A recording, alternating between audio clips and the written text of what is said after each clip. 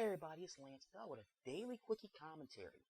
Now look, I know I'm a day late and $1 short with this story, but the server just came up and I want to talk about it and what happened back on Friday, and that's the Rock Hall inductions. Now folks, let's be real. Deep Purple in Chicago should have been in, and they should have been a long time ago. No question about that. But a lot of people are mad about N.W.A.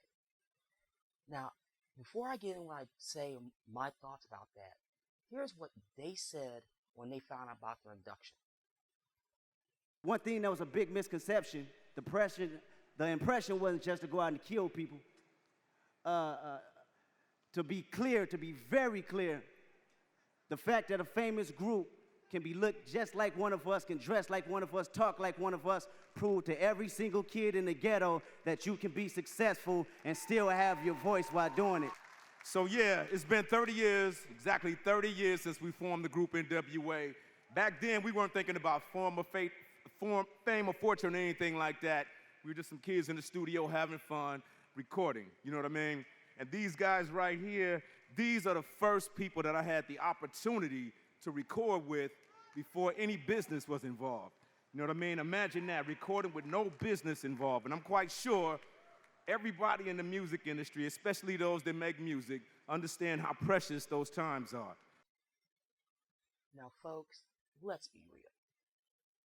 This is one of those situations to where you gotta put them in, and I gotta explain why. Now I said this last year when Green Day got in. Excuse me, I can't names all of a sudden.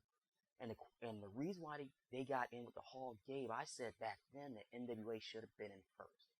And you're probably wondering, why would you put N.W.A. in first? Well, here's the reason why.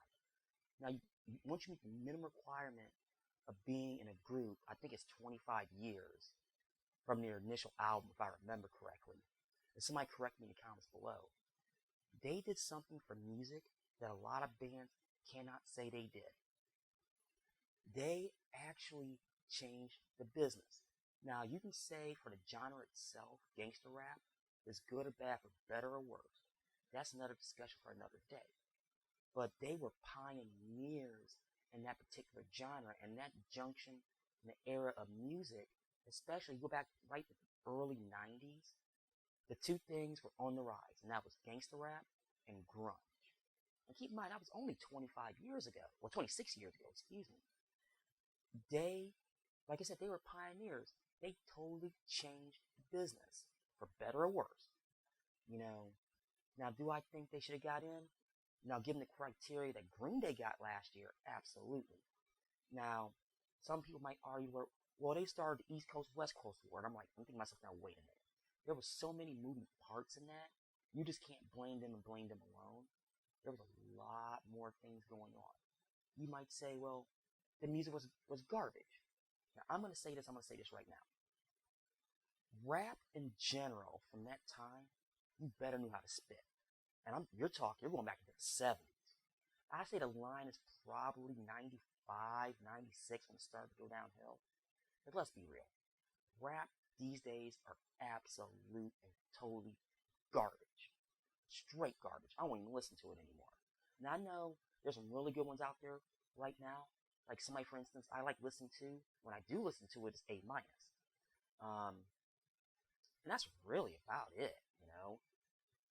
I mean, do they deserve to get in? Yes, given the criteria, other people getting in. And this is something I want to talk about. And I know I'm late with the story, but like I said, my server just came back up.